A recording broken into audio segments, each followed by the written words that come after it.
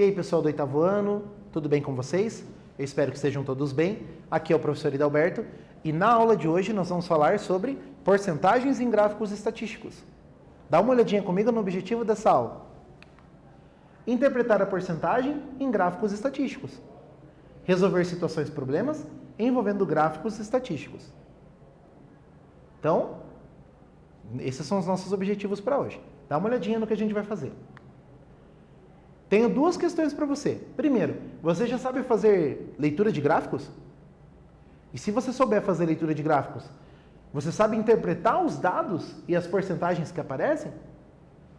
Então, hoje, nós temos tudo isso para discutir, tá? Mas para a gente poder fazer a leitura dos gráficos e poder fazer os exercícios, a gente precisa conversar um pouquinho. Confere comigo o que eu trouxe para você.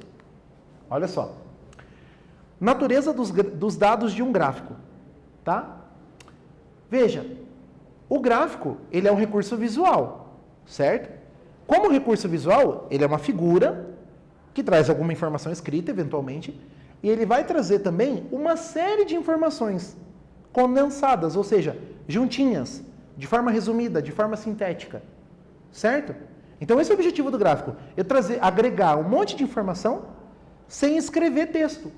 Porque se eu tiver que escrever um texto, talvez a minha informação não fique clara, ela não seja objetiva, ela não seja transmitida com rapidez. Imagina lá na televisão, por exemplo. Você está lá assistindo a televisão e eles querem transmitir algum dado estatístico para você. Se eles colocarem um texto escrito na tela, será que você vai ler o texto que está ali no jornal? Será que dá tempo das pessoas fazerem a leitura? Não.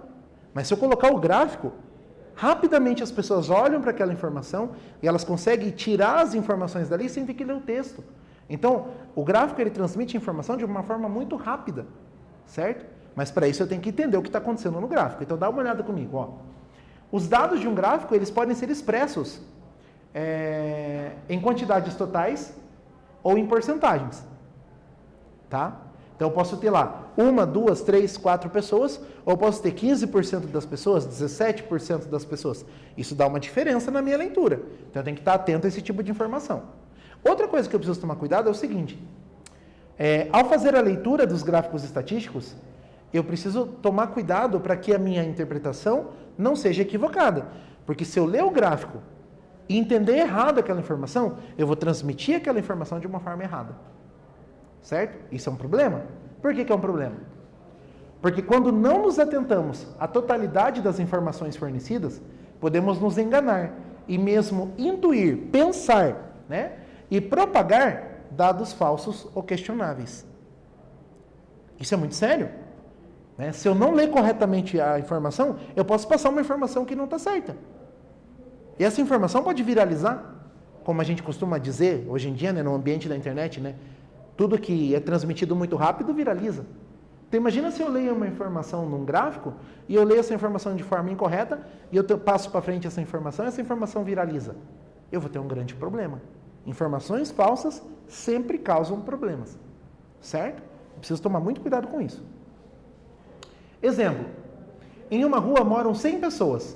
Destas, 2 não possuem moradia, ou seja, 2 pessoas em situação de rua. Certo? Baseando-se nessa informação, uma pessoa alega que 2% da população não possui moradia. Espera lá. Baseado em que ele diz isso? Baseado naquela ruazinha em que tem 2 pessoas que não têm casa? Será que, em relação a uma população geral, em relação à população do Estado, em relação à população do país, é só 2% de pessoas que não têm moradia? Ou será que essa quantidade é maior? Ou será que essa quantidade é menor? Olha o erro de leitura. Ó, baseando-se nessa informação, uma pessoa alega que 2% da população não possui moradia.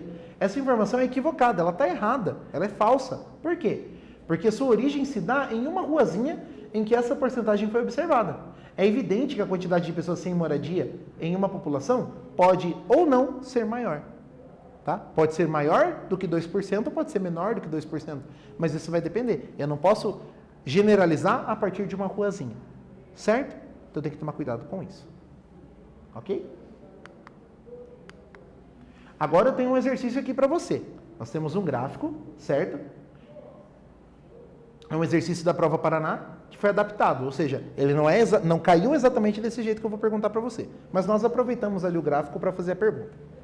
O gráfico ao lado apresenta o grau de escolaridade dos trabalhadores numa obra. Então verifica aqui comigo. No eixo vertical, eu tenho a quantidade de trabalhadores, não é porcentagem, tá?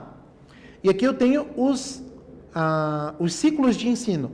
Ó, fundamental incompleto, fundamental completo, o médio incompleto, o médio completo e o superior incompleto. É o grau de escolaridade. Vamos ver o que tem de pergunta para nós. Qual a porcentagem de trabalhadores com ensino médio incompleto? Eu quero saber a porcentagem de trabalhadores com ensino médio incompleto, essa coluna aqui. Ah, professor, é bem fácil, é 30%. Não é não, porque essa informação aqui é a quantidade de trabalhadores e não a porcentagem. Pense um pouquinho e eu já volto com a resposta.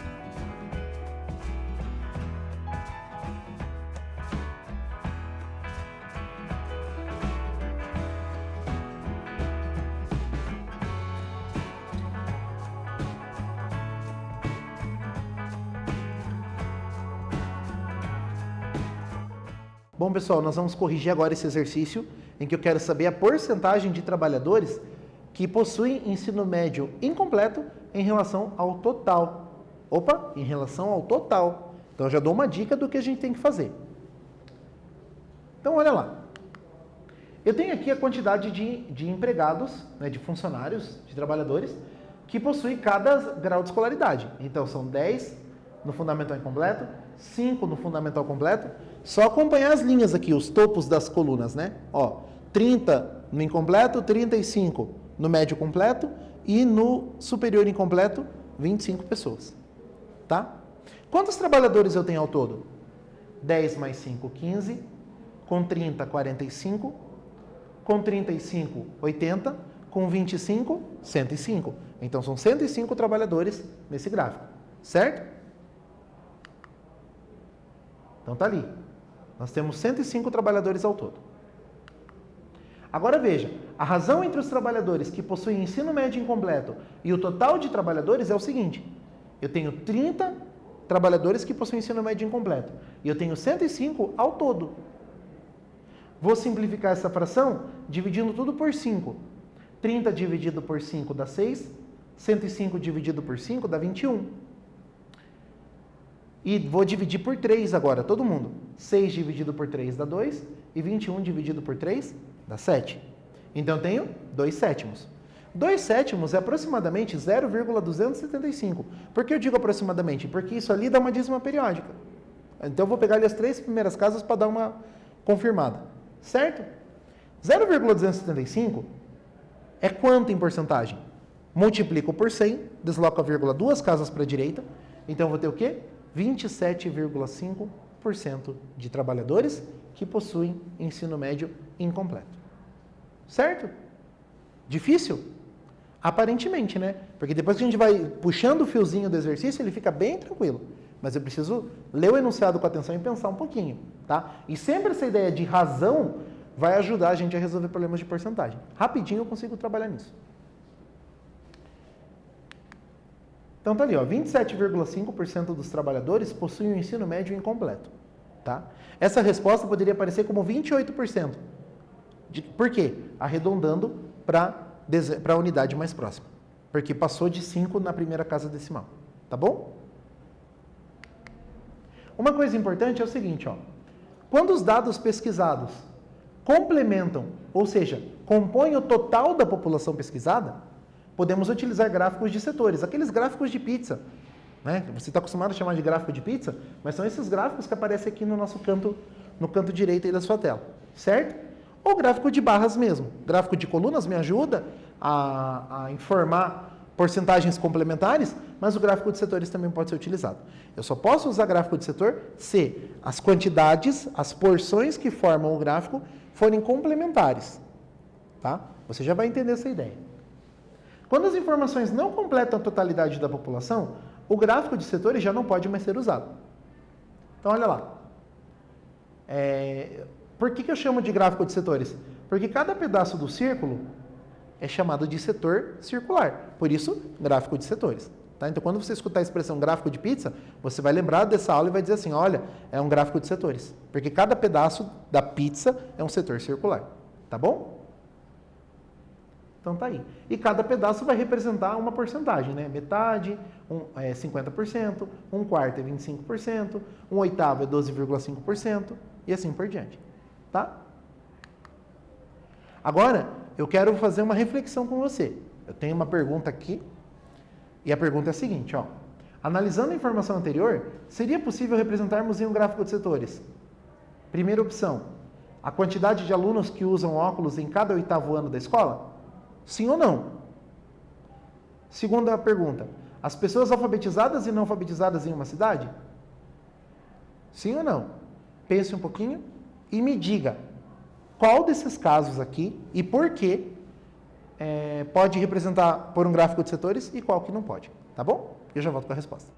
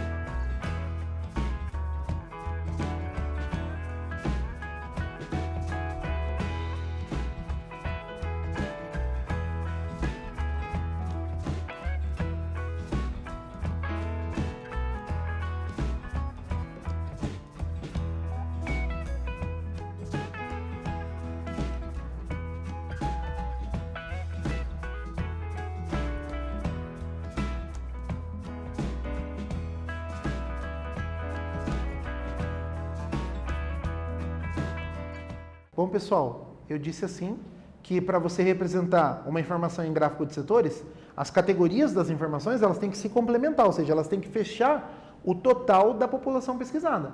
Se as informações não fecham o total da população pesquisada, eu não posso usar gráfico de setores. Então imagine que lá numa escola, pode ser a sua escola mesmo, né? A quantidade de alunos que usam óculos em cada 8º ano da escola. Então se eu pegar, por exemplo, assim, a quantidade de alunos do 8º A, a quantidade de alunos que usam óculos no 8º B, a quantidade dos alunos que usam óculos no 8º C, no 8º D, no 8º E, que seja, eles vão fechar 100% do pessoal? Não, porque eu estou categorizando apenas as pessoas que usam óculos. Tá? Se eu pensasse assim, os alunos que usam óculos, peguei todo mundo. A porcentagem que é do 8º A, a porcentagem que é do 8º B, a porcentagem que é do 8º C, a porcentagem de cada turma, aí você fecha 100%. Agora, se você fizer a informação ao contrário, tipo as quantidades de alunos em cada turma, as porcentagens de cada turma, e você somar, você não vai obter 100%. Porque cada porcentagem é em relação a uma turma. Certo? Então a primeira informação não deu certo. A segunda informação, as pessoas alfabetizadas e não alfabetizadas em uma cidade. Perceba o seguinte, as pessoas que são alfabetizadas e as pessoas que não são alfabetizadas, elas completam a população. Porque eu tenho uma informação muito específica. Ou a pessoa sabe ler, ou a pessoa não sabe ler. Não existe uma pessoa que saiba ler e não saiba ler ao mesmo tempo. Então essas informações, elas fecham os 100% da população? Sim. Eu não tenho outra opção. Ou a pessoa sabe ler, ou a pessoa não sabe ler, e eu não tenho nenhuma outra opção. Então, nesse caso, eu fecho os 100%. Ok? Então, vamos ver a resposta? A primeira opção, não.